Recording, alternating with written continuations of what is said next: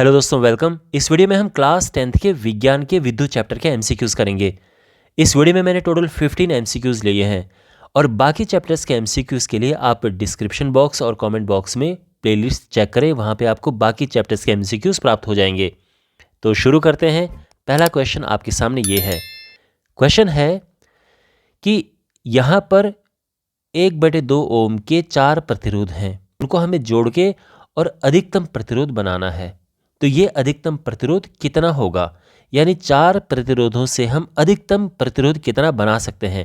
तो देखो, जब भी हमारे पास प्रतिरोध होते हैं तो उनको हम एक सीरीज में जोड़ते हैं, बिल्कुल श्रेणीबद्ध तरीके से इनको जोड़ते हैं। तो जब हम इसको श्रेणीबद्ध तरीके से जोड़ते हैं तो इनका प्रतिरोध अधिकतम होता है।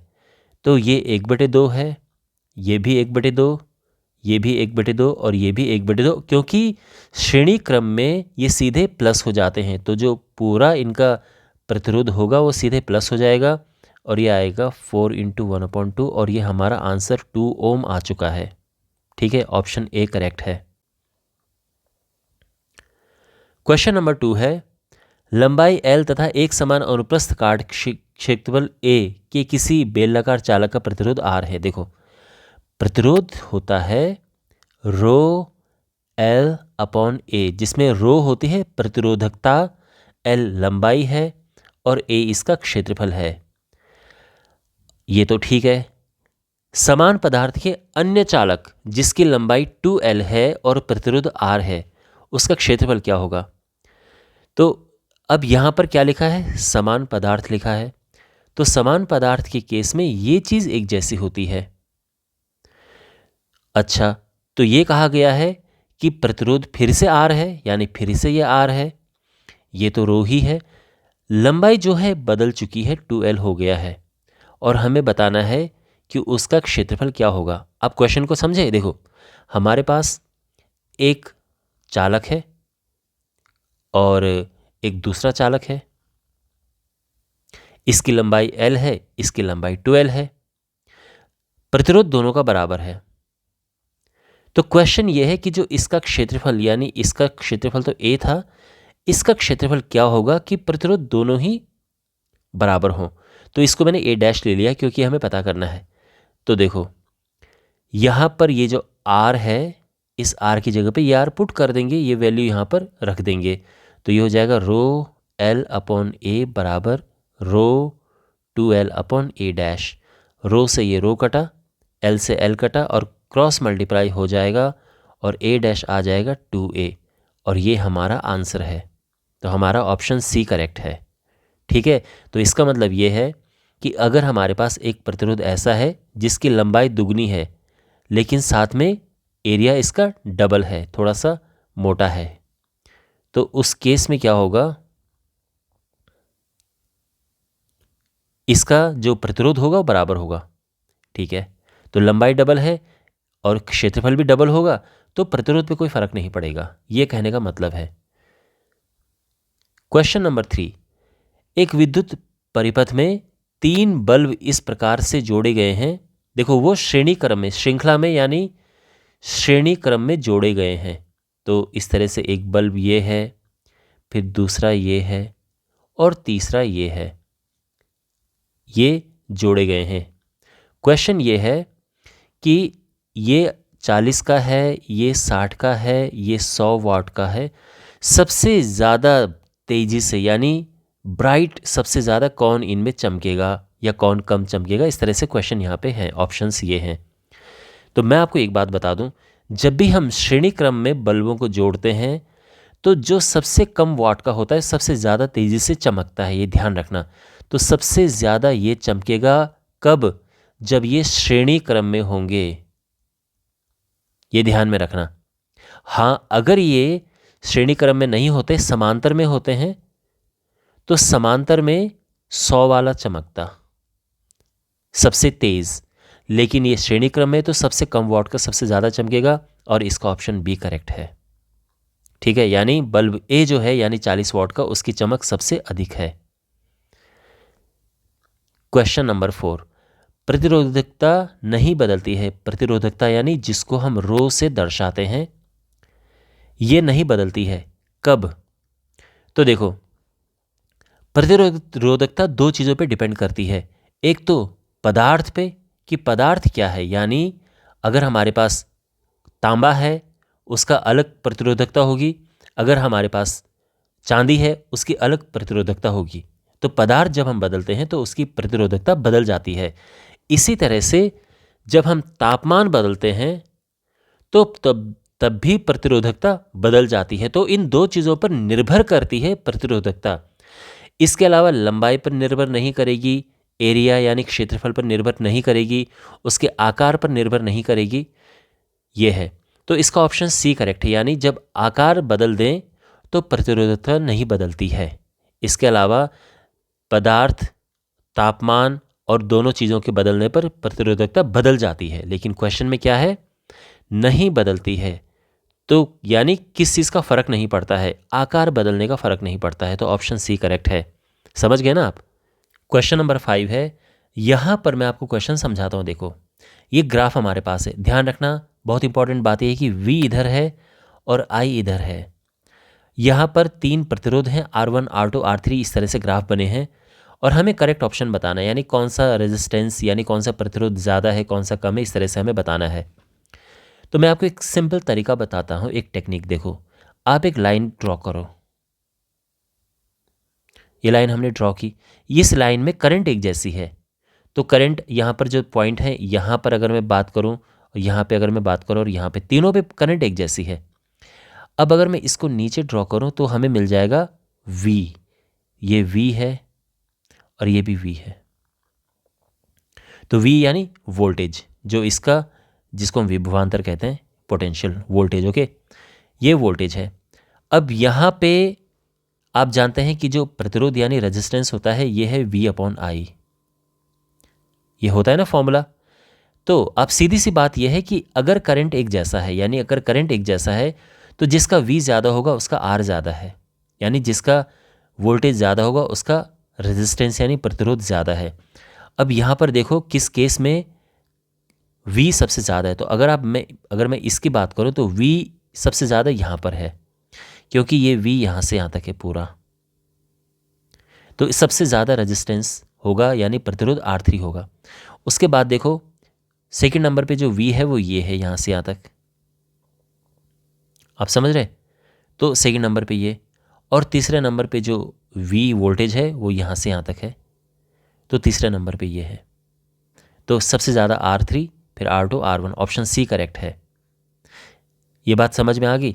दूसरी बात, आप एक बात समझो कि जब भी हमारे पास ग्राफ होता है VI का ग्राफ, यानी V इधर है और I इधर है, जब ऐसा होता है उस केस में, जब हमारे पास ऐसे ये ग्राफ होते हैं और ये यहाँ पे R1 है या R2 है, तो ये ध्यान रखना, जब हमारे पास VI इस तरह से हो तो जिसकी ढाल ज़्यादा होती है, जिसका स्लोप, जिसकी प्रवणता ज़्यादा होती है, यानी जो ये एंगल बड़ा बनाएगा वो रेजिस्टेंस बड़ा होगा। तो यहाँ पर ये एंगल बड़ा R1 का है ना, तो इस केस में R1 का प्रतिरोध R2 से ज़्यादा है। लेकिन अगर हम इसको पलट दें और हम इसको ऐसे बना दें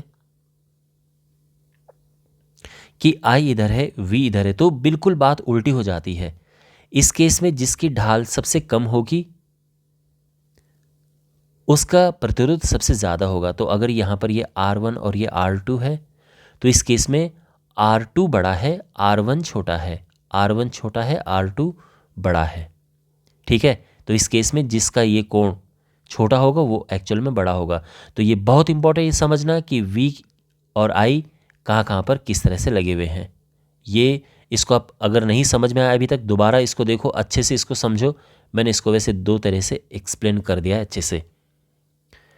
क्वेश्चन नंबर 6, यहाँ पर हमें X और Y के बीच तुल्य प्रतिरोध ज्ञात करना है। देखो, तुल्य प्रतिरोध ज्ञात करने के लिए हम क्या करते हैं? देखो, सबसे पहले तो हम ये निश्चित होना चाहिए हमें कि कौन सा श्रेणी क्रम में और कौन सा समांतर क्रम में है। तो जब भी करंट बिल्कुल एक दिशा में जाती है, यानी कोई उसको और रास्ता नहीं मिलता है जाने के लिए, तो श्रेणी क्रम में होते हैं। तो ये 3 और ये 3 दोनों सीधे जुड़ जाएंगे यहाँ पर, और ये हो जाएगा 3 + 3, यानी 6 ओम। तो अगर मैं इनको हटा दूं यहाँ से, इसकी जगह पे केवल मैं सिंगल लगाऊं तो क्या बनेगा, देखो ये तो क्वेश्चन में है, और ये हम उसको इनकी जगह पे एक सिंगल लगा देंगे 6 का।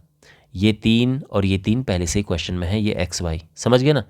अब ये 3 और ये 6 आपस में समांतर क्रम में, पैरेलल में है, तो कैसे बनता है ये 1/r1। आई एम श्योर आपको पता होगा कि किस तरह से समांतर में जोड़े जाते हैं।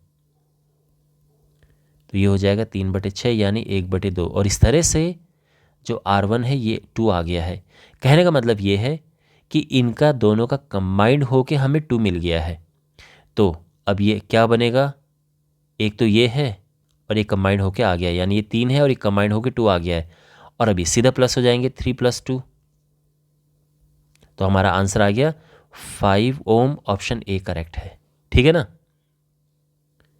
क्वेश्चन नंबर 7, यहां पर लिखा है कि किस केस में धारा अधिकतम होगी, यानी जो धारा है, तीनों हमारे पास फिगर हैं, सबसे ज़्यादा धारा जो ये एम मीटर है जिसका काम ही है कि ये धारा को यहाँ पे नापे, किस केस में रीडिंग सबसे ज़्यादा होगी। तो देखो ये जो आप एमीटर डिवाइस है, आप चाहे यहाँ पे लगाओ, चाहे यहाँ पे लगाओ, चाहे यहाँ पे लगाओ, चाहे यहाँ पे लगाओ, कुछ फ़र्क नहीं पड़ता है, आंसर हमारा हर बार सेम आएगा, धारा हर बार एक समान आएगी।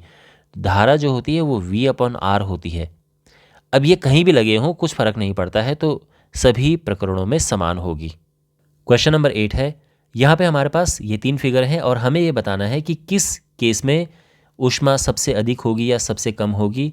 हमें तीनों में उत्पन्न ऊष्मा ज्ञात करनी है और फिर यह बताना है कि किस में न्यूनतम या किस में अधिकतम है, जैसे ऑप्शन आप देख सकते हैं।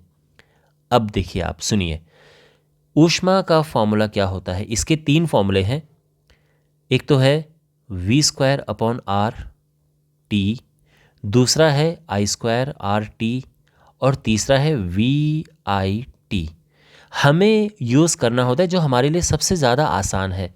तो सबसे अधिक आसान हमारे लिए ये है, क्योंकि इसमें V तो हमारे पास सीधा दिया है, बस R निकालना है। R यहाँ पे तो हमारे पास पहले से ही है और बाकी 2 केस में भी आराम से निकल जाएगा।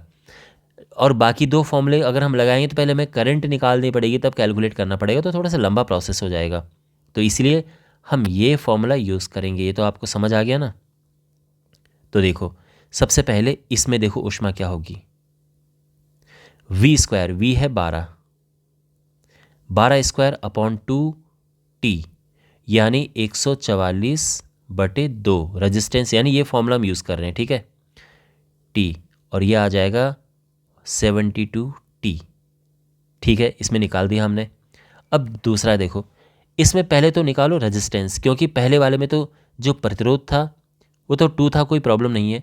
दूसरे वाले में जो प्रतिरोध है ये क्या होगा, क्योंकि ये श्रेणी क्रम में है, सीधे प्लस हो जाएंगे, 2 + 2 यानी ये सीधा 4 आ गया है, 4 ओम। ओके, तो यहाँ पर जो ऊष्मा होगी क्या होगा, फिर से यही फॉर्मूला लगाएंगे हम, V²/R × T। V है 12, तो 12² रेजिस्टेंस इस बार 4 है, 144/4T, और ये हो जाएगा 36T, ठीक है। तीसरा देखो, अब यहाँ पर हमें निकालना है रेजिस्टेंस। ये दोनों हैं समांतर क्रम में, पैरेलल। तो समांतर क्रम में जब हम निकालते हैं रेजिस्टेंस तो कैसे फाइंड करते हैं, 1/R = 1/2 + 1/2, ये हो जाएगा 2/2 यानी 1/1। तो R हमारा 1 ओम आ चुका है। अब यहाँ पर हीट निकालेंगे हम, तो हीट होगा यानी ऊष्मा, ओके, 12²/1T यानी 144T। तो अब आप देख सकते हैं ये है 72, ये है 36 और ये है 144। सबसे अधिक ऊष्मा तीसरे में है, तो ऑप्शन डी हमारा करेक्ट है। प्रकरण 3 में अधिकतम ऊष्मा होगी। क्लियर, ये बात समझ आ गई। अच्छा, क्वेश्चन नंबर 9, हमें ये सर्किट पहचानना है जिसमें ये सही से जुड़े हुए हैं ये घटक। चलो देखते हैं चारों ऑप्शन। सबसे पहले मैं आपको पहले ये बता देता हूं कि जो वोल्ट मीटर होता है इसको जोड़ा जाता है समांतर क्रम में। तो अगर हमारे पास ये प्रतिरोध है तो इस तरह से इसको ये जोड़ा जाएगा, ये इस तरह से जुड़ता है हमारा वोल्ट मीटर। अब एम मीटर कैसे जुड़ता है? एम मीटर जुड़ता है श्रेणी क्रम में, यानी ये हमारे पास कोई रेजिस्टेंस है, कोई प्रतिरोध है, इसके श्रेणी क्रम में हम ये जोड़ते हैं। ये ध्यान रखना। पहला तो बिल्कुल गलत है, क्योंकि इन्होंने वोल्ट मीटर को श्रेणी क्रम में जोड़ा हुआ है, तो ये गलत है। दूसरा ऑप्शन, अच्छा तीसरा भी गलत है, क्योंकि तीसरा भी वोल्ट मीटर को उन्होंने ऐसे जोड़ दिया। अब आप दूसरा और चौथा देखोगे तो आपको लगेगा कि ये तो दोनों ही सही है, क्योंकि जो एम मीटर है वो यहाँ भी श्रेणी क्रम में है, यहाँ भी श्रेणी क्रम में है। जो वोल्ट मीटर है वो यहाँ भी समांतर में है, यहाँ भी समांतर में है। तो फिर कौन सा सही है? तो यहाँ पर आपको ये ध्यान रखना है कि जो करंट होती है वो बैटरी में, मैं फिर से बता रहा हूँ, जो करंट है वो बैटरी में माइनस से प्लस जाती है, यानी इधर, लेकिन सर्किट में प्लस से माइनस जाती है। मैं फिर से बता रहा हूँ, करंट जो है सेल में या बैटरी में माइनस से प्लस की ओर जाती है, लेकिन उसके अलावा कोई भी चीज़ हो, जैसे मान लो कि ये है, यहाँ प्लस से माइनस की ओर जाएगी हमेशा। तो यहाँ पर आप एक चीज़ नोटिस करेंगे कि जो फोर्थ ऑप्शन है, फोर्थ ऑप्शन में ये गलत है, क्योंकि ये तो करंट इधर जा रही है ना, तो करंट इधर आएगी, फिर करंट इधर आएगी, फिर करंट इधर आएगी, लेकिन यहाँ करंट माइनस से प्लस जा रही है, जो कि गलत है। प्लस से माइनस जाना चाहिए। अच्छा, अगर आप दूसरे ऑप्शन में देखें तो यहाँ करंट इधर आई, फिर इधर गई, फिर अगर आप यहाँ पे भी देखें तो बिल्कुल प्लस से माइनस जा रही, यानी ये भी सही है, और यहाँ पे भी प्लस से माइनस जा रही, यानी ये भी सही है। तो ये ऑप्शन करेक्ट है। क्लियर? क्वेश्चन नंबर 10, किसी दिए गए धातु की तार की विद्युत प्रतिरोधकता निर्भर करती है। जो विद्युत प्रतिरोधकता होती है किस पे निर्भर करती है? तो लंबाई पर नहीं करती है, मोटाई पर नहीं करती है, आकृति पर नहीं करती, पदार्थ की प्रकृति पर निर्भर करती है। मैं आपको एक चीज़ यहाँ पे बता देता हूँ कि प्रतिरोधकता और प्रतिरोध दोनों अलग अलग चीज़ें होती हैं। प्रतिरोधकता और प्रतिरोध, ये दोनों अलग अलग चीज़ें हैं। प्रतिरोधकता किसी मटेरियल पे डिपेंड करती है। मटेरियल यानी मान लो कि चांदी है मेरे पास, चाहे इतना चांदी हो या इतना चांदी हो, प्रतिरोधकता सेम रहेगी। ये ऐसा नहीं कि अगर हमने बड़ा चांदी ले आए तो उसकी ज़्यादा कम हो जाएगी, बिल्कुल नहीं। प्रतिरोध जो है वो डिपेंड करता है। इतने, अगर मेरे पास इतनी चीज़ है, इसका प्रतिरोध अलग होगा। अगर मैंने उसकी लंबाई बढ़ा दी तो इसका प्रतिरोध अलग हो जाएगा, बढ़ जाएगा। तो यानी प्रतिरोध लंबाई पे डिपेंड करता है, एरिया पे यानी क्षेत्रफल पे डिपेंड करता है, और इसके अलावा तापमान पे तो दोनों ही डिपेंड करते हैं। तापमान पे ये भी डिपेंड करता है, ये भी डिपेंड करता है, ठीक है ना। लेकिन जो पदार्थ की प्रकृति है इस पे भी दोनों डिपेंड करते हैं। तो ये भी डिपेंड करता है, ये भी डिपेंड करता है पदार्थ की प्रकृति पे, लेकिन लंबाई और क्षेत्रफल पे ये डिपेंड नहीं करता है। बात समझ आ गई? तो इसका ऑप्शन डी करेक्ट है। क्वेश्चन नंबर 11, किसी विद्युत बल्ब के फिलामेंट द्वारा 1 एम्पियर धारा ली जाती है। तो करंट जो है यहाँ पर 1 एम्पियर है, ठीक है। अनुप्रस्थ काट के 16 सेकंड में, यानी जो टाइम दिया है वो 16 सेकंड है। इलेक्ट्रॉनों की संख्या हमें ज्ञात करनी है, ठीक है। तो देखो फॉर्मूला क्या लगेगा। तो आपने एक फॉर्मूला सुना होगा, Q = NE। N number of electrons होते हैं, इलेक्ट्रॉनों की संख्या, और जो E है वो, उसको हम इलेक्ट्रॉन का चार्ज आप कह सकते हैं, ये है, ये E है, इतना कूलाम। एक और फॉर्मूला आपने सुना होगा कि I = Q/T, या फिर आपने ये सुना होगा कि Q = IT, है ना, बात एक ही है। यहाँ Q की जगह पे ये रखो तो क्या आएगा, NE = IT, और इस तरह से जो N है ये आ जाएगा IT/E। अब वैल्यूज पुट करें, I है 1, T है 16 बटे E है 1.6 × 10⁻⁻19, है ना। कैलकुलेशन करते हैं यहाँ पे, ये पॉइंट हटेगा तो ये 0 बढ़ेगा 10, अब ये ऊपर जाएगा तो 10 तो पहले से ही था, ये माइनस का प्लस हो जाएगा और ये 10 की पावर 20 आ जाएगा। ऑप्शन हमारा ए करेक्ट है। ठीक। क्वेश्चन नंबर 12, 5 प्रतिरोधकों जिनमें प्रत्येक का प्रतिरोध ये है, अधिकतम कितना बनाया जा सकता है? तो अधिकतम बनाने के लिए हम उनको रखेंगे श्रेणी क्रम में। अच्छा, अब एक बात ध्यान रखना, श्रेणी क्रम में जब हम एक जैसे प्रतिरोधों को जोड़ते हैं तो क्या होता है, ये मेरे पास श्रेणी क्रम में प्रतिरोध हैं और मान लो कि ये n है और हर एक का r है, तो टोटल सबका सीरीज में श्रेणी क्रम में कितना हो जाएगा? तो सीधे n इंटू आर हो जाएगा। समझ गए? तो इसका मतलब ये है कि 5 हैं और एक का है ये, तो ये हो जाएगा 5/5, यानी सीधे मैं 1 लिख देता हूं, 1 ओम। हमारा ऑप्शन डी करेक्ट है। ये क्लियर हुआ? तो और ये अधिकतम हो सकता है, एक से ज़्यादा हम बना ही नहीं सकते 5 प्रतिरोधों की मदद से। ठीक है, अगर आपको ये फॉर्मूला ज़्यादा फैंसी लग रहा है तो सिंपल कर सकते हैं, 1/5 प्लस 1/5 प्लस 1/5, तो ये 5/5 हो जाएगा, यानी तो भी 1 आएगा। रेजिस्टेंस तो ऐसे भी हम निकाल सकते हैं। क्वेश्चन नंबर 13, यहाँ पर हमने निम्नतम बनाना है, सबसे कम बनाना है। और सबसे कम कब बनाते हैं? जब हम उन्हें समांतर क्रम में जोड़ते हैं।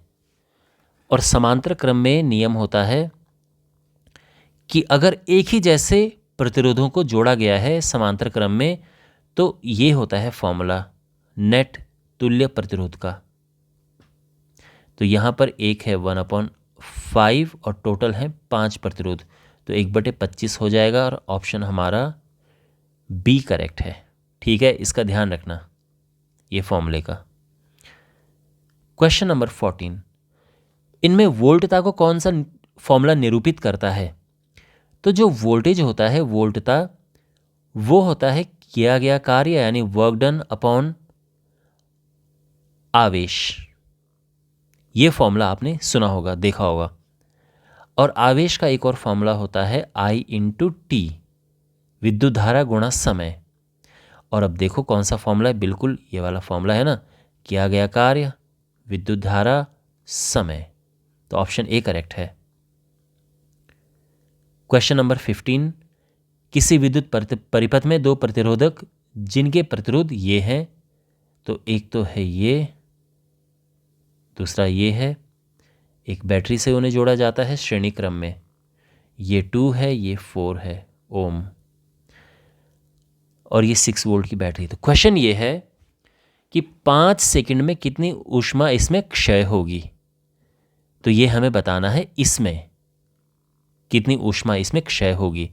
तो देखो, ऊष्मा का फॉर्मूला यहाँ पे हम यूज़ करेंगे I² RT, क्योंकि सिंपल है, करंट निकालो, रेजिस्टेंस तो दिया ही है R प्रतिरोध, और टाइम भी दिया ही है, तो आराम से निकाल देंगे। तो देखो I निकालते हैं। ठीक है, उसके लिए सबसे पहले तो रेजिस्टेंस निकालो, टोटल कुल प्रतिरोध निकालना है हमें, करंट तभी निकलेगी ना। तो ये आ जाएगा 6 ओम, और इससे करंट निकल जाएगी V/R वाले फॉर्मूले से, 6/6 यानी 1 एम्पियर। तो वो यहाँ पे पुट करेंगे हम, I की जगह पे 1 पुट करेंगे, 1², रेजिस्टेंस तो 4 है और टाइम कितना है 5। 4 क्यों लिया R? तो क्योंकि हमें ऊष्मा का क्षय इस पे बताना है 4 ओम, इसलिए R हमने लिया यहाँ पर इस फॉर्मूले का यूज़ करते हुए, R हमने 4 लिया है। तो ये सब क्लियर हो गया, मल्टीप्लाई करके 20, और ये जूल इसकी यूनिट है, इसका ऑप्शन सी करेक्ट है। ऑलराइट, तो इसी के साथ ये वीडियो समाप्त होता है। मैं उम्मीद करता हूँ कि आपको ये क्वेश्चंस अच्छे से समझ आए होंगे और आपके आने वाले एग्ज़ाम में ये वीडियो और ये क्वेश्चंस आपकी डेफिनेटली हेल्प करेंगे। Thanks for watching, take care, God bless you.